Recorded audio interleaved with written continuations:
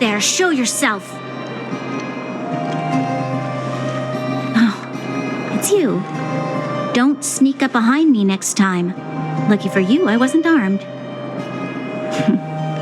No sleep for you either, huh?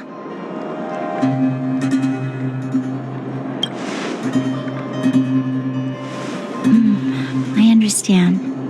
The more that weighs on your mind, the more your fears become dreamscapes. Actually, seeing as there's no one around, can I ask you some things? This Stellaron you speak of, if you were to find it, how sure are you that you could stop the eternal freeze?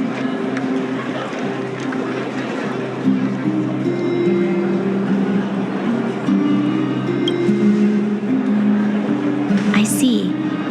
Well, thank you for being sincere. In itself, it's a comfort to me. You know, it was difficult for me to believe you. Some of the words you use are too alien for those that have lived their entire life in Belobog. As far as I was concerned, Madame Cocolia's order to arrest you sounded reasonable. But why didn't she issue it straight away? She must have realized something about you. Something I haven't yet been able to perceive for myself. It bothers me. What must have transpired to cause her such a drastic change? Still, orders are orders. It's not for soldiers to question their superiors.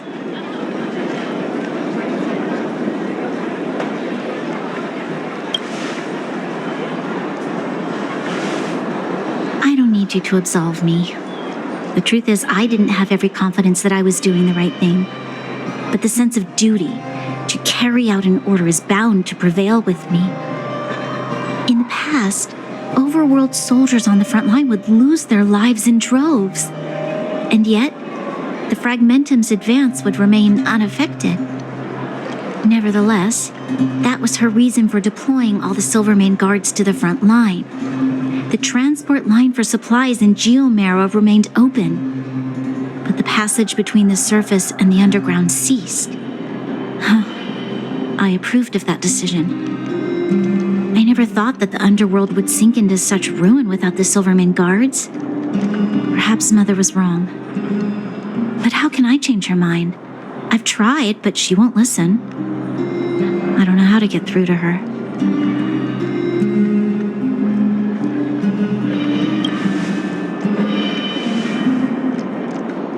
Help me change the mind of the Madam Guardian? Not easy. Nobody knows that better than I do. The more I think about it, the more disoriented I get, which in turn makes me think about it even more. I just want a better life for the people of Belobog.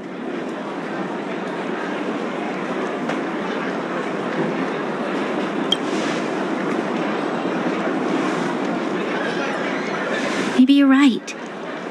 Or not. Right now, I just need more time to think. Walk with me. Let's forget our problems for a while.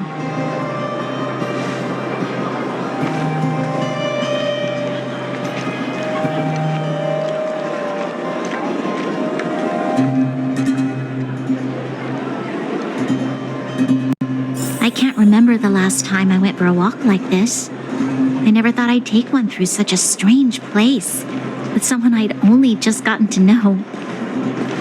It's so quiet here. I'm not used to it.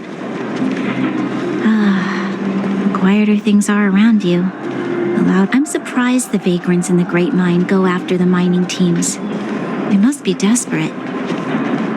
Still, whatever their situation, a crime is a crime. How is the law supposed to find a balance between justice and compassion in the face of such complexity? How much longer can you last with your current supplies? Is that Zila? Let's go take a look. I know. I'll go to Rivet Town and bring them back for you.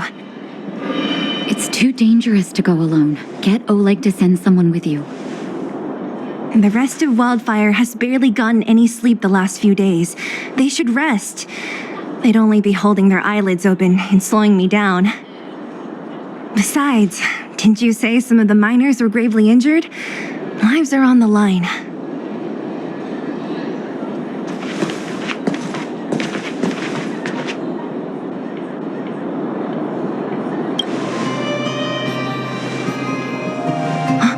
Aren't you supposed to be sleeping? What are you doing out here? Up to no good, perhaps? We're just having a walk. Neither of us could sleep. You can rescind your baseless accusations. Look somewhere else, then. Easy, Zila. Maybe they can help.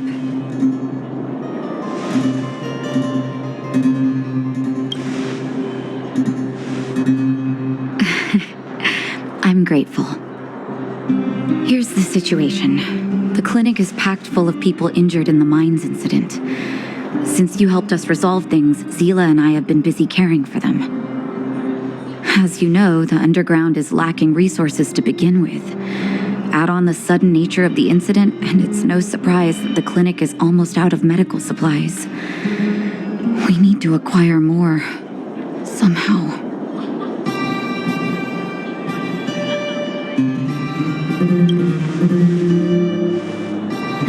The situation in other towns is even worse than ours.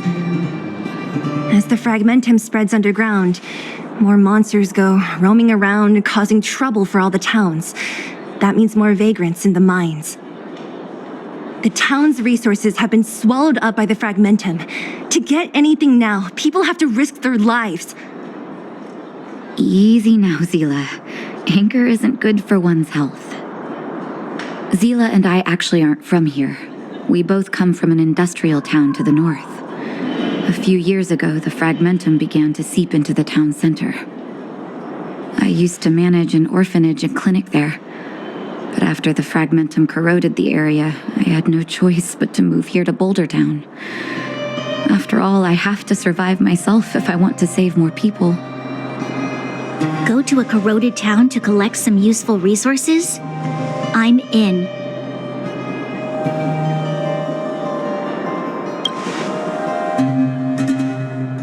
You want to come as well? But you look quite tired. Hold up. I never said you could join us. People's lives are at stake. Why wouldn't you want another person to help?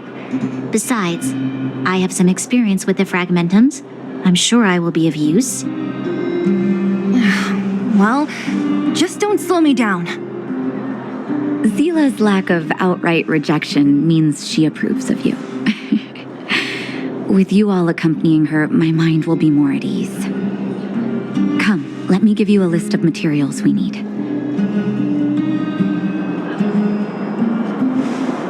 The place you're going to is called Rivet Town. Follow the path through the mountains to the north for a bit, and you'll arrive there. Let me think. I'm almost out of metal plates and bandages used for immobilizing broken bones. There's a market in the center of Rivet Town. Residents left behind piles of materials there when they evacuated. Please look for some there. Oh, also rubbing alcohol. I kept a bunch at the orphanage, since the kids often got into tussles. I didn't bring it with me when I left. Oh, I hope it's still intact. Lastly, painkillers. There should be a bunch stored in the old lab. Hopefully they haven't been destroyed by monsters. These should be enough to get by for a bit longer. Be careful, don't push yourselves too hard. Metal plates and bandages, rubbing alcohol, and painkillers. Got it. Piece of cake. Let's go. If we leave now, we can still make it back before sundown. When it comes to helping injured people groaning in pain, the sooner the better. If we hadn't happened to be passing by, were you really planning on going into the fragmentum alone? Of course.